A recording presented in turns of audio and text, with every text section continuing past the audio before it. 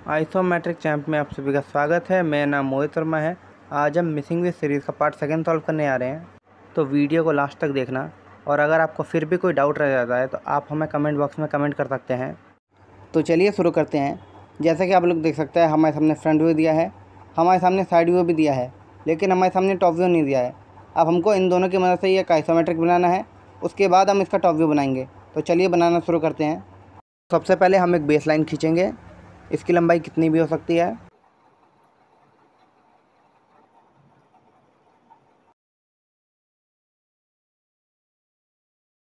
ये लाइन खींच ली हमने।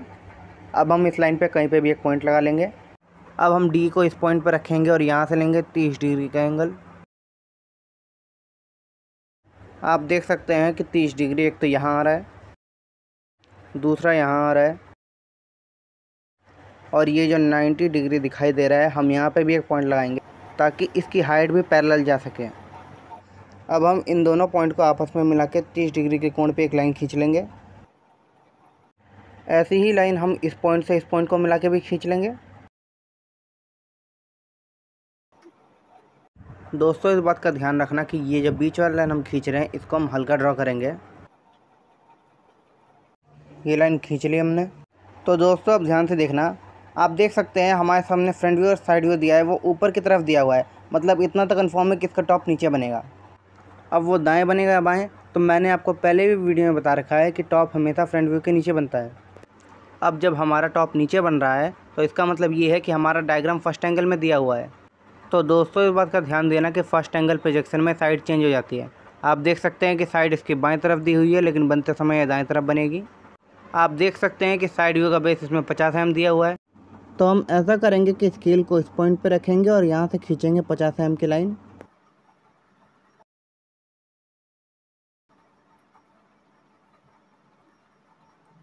पचास mm यहाँ आ रहा है, तो चलिए यहाँ से खींचते हैं 50 mm की एक लाइन।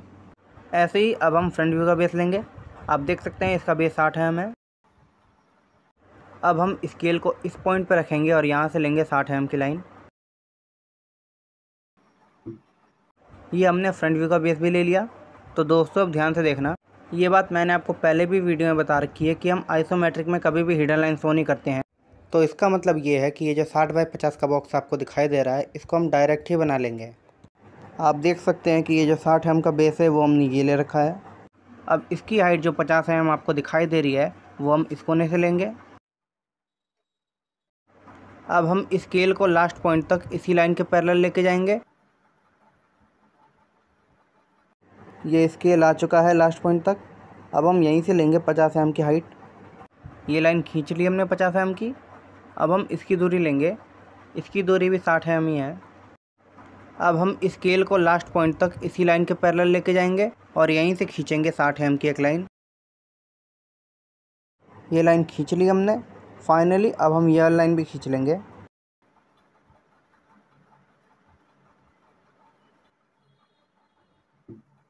ये हमारा फ्रंट व्यू बन चुका है। तो चलिए अब हम साइड व्यू बनाते हैं। साइड व्यू में आप देख सकते हैं ये इधर 10 mm आया हुआ है और इसके बाद ये ऊपर भी 10 mm ही गया हुआ है। आप देख सकते हैं इसकी प्रोजेक्शन यहीं आ रही है। तो हम ऐसा करेंगे कि यहाँ से इस तरफ 10 mm की दूरी पे एक पॉइंट लगाएंगे।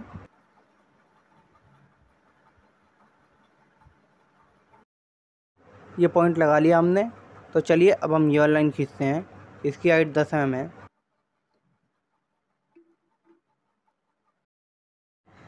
इसकी हाइट को हम इस लाइन के पैरेलल ही लेंगे।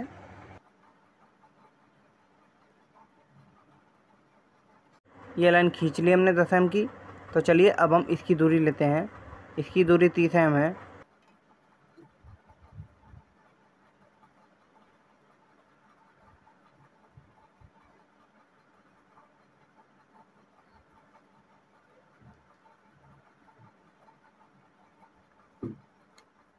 हमने ये वाली लाइन भी खींच ली है। तो चलिए अब हम वापस नीचे आ जाते हैं 10 mm।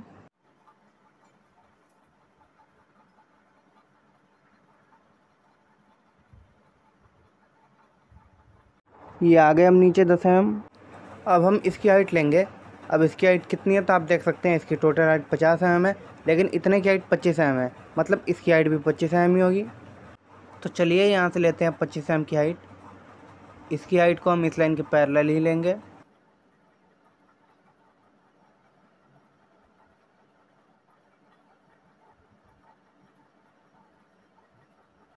ये हाइट ले ली हमने 25 mm की।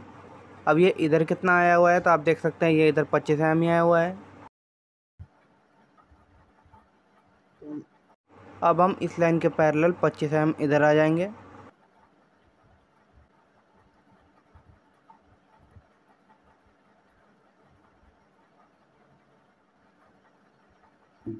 आ गए हम इधर 25 mm। अब इसकी हाइट आपको 25 mm दिख रही होगी, ये रही। तो चलिए यहाँ से वापस ऊपर जाते हैं 25 mm।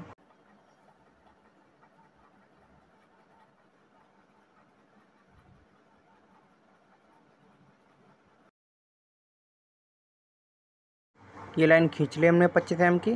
फाइनली अब हम इसको इससे जोड़ देंगे, ये वाली लाइन।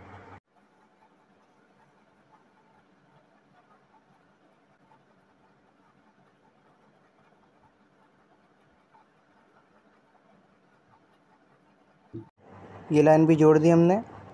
तो दोस्तों अब ध्यान से देखना, आप देख सकते हैं कि ये वाली लाइन जो यहाँ खींची हुई है वो इस डायग्राम में नहीं दी हुई है, तो हम इस लाइन को बाद में इरेज कर लेंगे। तो चलिए अब इसका टॉप व्यू बनाते हैं। अब हम यहाँ से इसकी हाइट लेंगे। अब इसकी हाइट कितनी है तो ये रिलेशन मैंने आपको पहले ही वीडियो में बता रखा है कि टॉप व्यू का बेस फ्रंट व्यू के बेस के बराबर होता है, फ्रंट व्यू की हाइट साइड व्यू की हाइट के बराबर होती है, और जो हमारा साइड व्यू का बेस होता है वो हमारी टॉप व्यू की हाइट के बराबर होता है। आप देख सकते हैं कि साइड व्यू का बेस यहाँ 50 mm दिया हुआ है, मतलब हम टॉप व्यू की हाइट भी 50 mm लेंगे। इसकी हाइट को हम लास्ट पॉइंट तक इस लाइन के पैरेलल ही लेके जाएंगे।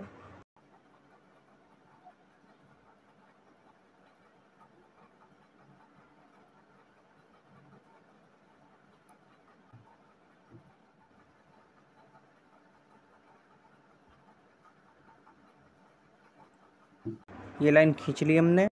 अब ये अंदर कितना आया हुआ है तो आप यहाँ से देखोगे तो पता चलेगा कि ये अंदर कितना आया हुआ है। यहाँ से देखोगे मतलब फ्रंट व्यू से देखोगे तो आपको पता चलेगा कि अंदर कितना आया हुआ है।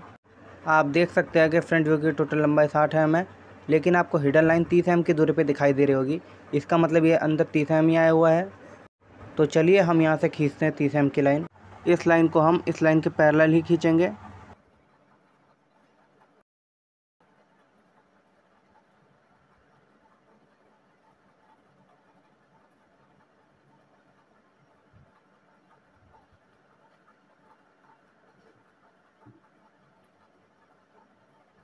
ये लाइन खींच ली हमने 30 mm की।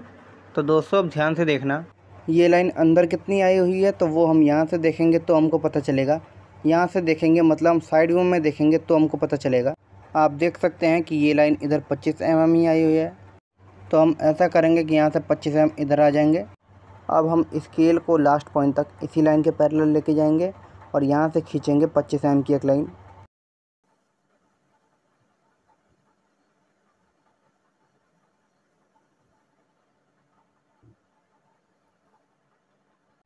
ये लाइन खींच ली हमने 25 mm की। अब हम फाइनली इस लाइन को भी इस लाइन से जोड़ देंगे।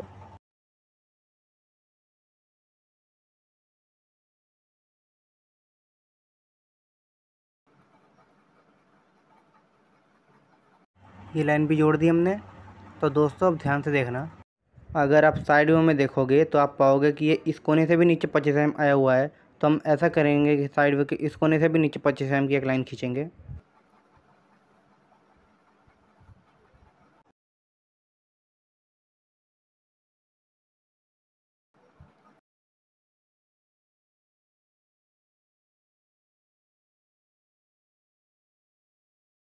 ये लाइन खींच ली हमने 25 mm की।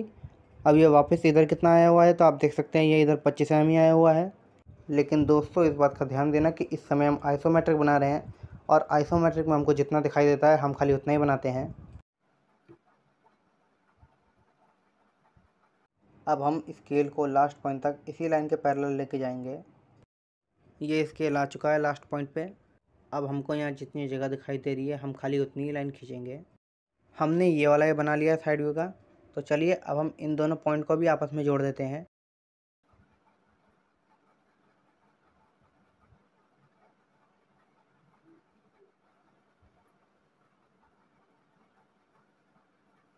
ये लाइन जोड़ दी हमने। तो चलिए अब हम इस एक्स्ट्रा लाइन को इरेज कर लेते हैं। ये लाइन इरेज कर ली हमने। तो दोस्तों अब ध्यान से देखना, कई बच्चों को ये लग रहा होगा कि ये हमारा आइसोमेट्रिक कंप्लीट हो चुका है, लेकिन अभी हमारा आइसोमेट्रिक कंप्लीट नहीं हुआ है। अभी इसमें एक इम्पॉर्टेंट चीज़ छूटी हुई है, वो हमारी ये वाली एज है। ये एक 3D व्यू है, इसलिए अगर हम इस डायग्राम को यहाँ से देखेंगे तो हमको एक सीधी लाइन दिखाई देगी। आइसोमेट्रिक में नॉर्मली ऐसी एज बनाना ज़रूरी होता है, अगर आप इसको ड्रॉ नहीं करोगे तो आपके मार्क्स कट जाएंगे। तो चलिए अब हम ये वाली एज भी बना लेते हैं। इस लाइन के पैरेलल हम स्केल को इस पॉइंट तक लेके जाएंगे और यहाँ से एक लाइन खींचेंगे। फाइनली ये एज भी हमने ड्रॉ कर ली है। तो चलिए अब हम ये एक्स्ट्रा लाइन इरेज कर लेते हैं और फ्रंट व्यू की प्रोजेक्शन टॉप व्यू की तरफ और साइड व्यू की प्रोजेक्शन भी टॉप व्यू की तरफ रोटेट कर लेते हैं। जैसा कि आप लोग देख सकते हैं हमने एक्स्ट्रा लाइन इरेज कर ली है और हमने प्रोजेक्शन भी रोटेट कर लिया है। तो चलिए अब हम देखते हैं कि हमारा टॉप व्यू कितने बनेगा। आप देख सकते हैं इसकी प्रोजेक्शन यहाँ से यहाँ आ रही है और इसकी प्रोजेक्शन यहाँ से यहाँ आ रही है, मतलब हमारा टॉप व्यू इतने में ही बनेगा। तो चलिए बनाना शुरू करते हैं। सबसे पहले हम टॉप व्यू का बेस लाइन खींचेंगे। आप देख सकते हैं इसकी लंबाई यहाँ से यहाँ तक है।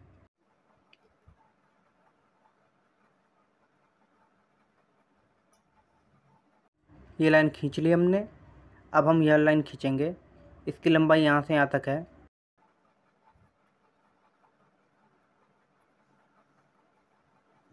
अब ये अंदर कितना गया है तो आप देख सकते हैं इसकी प्रोजेक्शन यहीं आ रही है, मतलब ये यहीं तक गया है।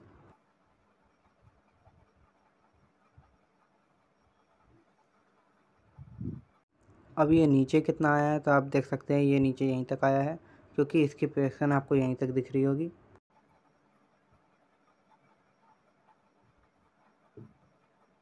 फाइनली हम इसको भी इससे जोड़ देंगे।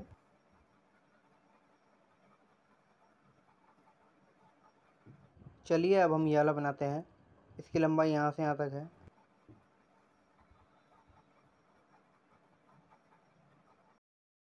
फाइनली अब हम इसको इससे जोड़ देंगे।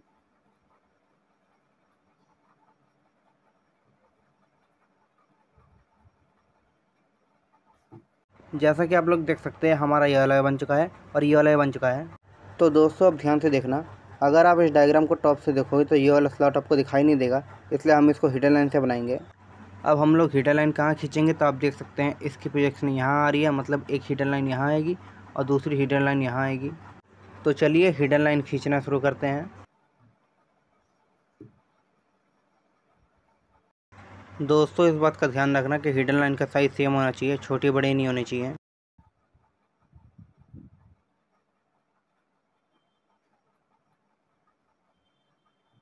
ये पहली हिडन लाइन खींच ली हमने। तो चलिए ऐसी ही दूसरी हिडन लाइन भी खींच लेते हैं हम।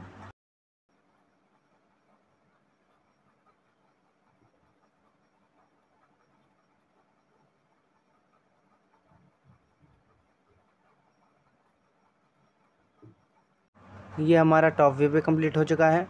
फाइनली ये हमारा मिसिंग व्यू का क्वेश्चन यही कंप्लीट होता है। अगर आपको आने वाले समय में इंजीनियरिंग ड्राइंग से रिलेटेड इसी टॉपिक पर और वीडियोस चाहिए तो हमारे चैनल को सब्सक्राइब करना ना भूलें।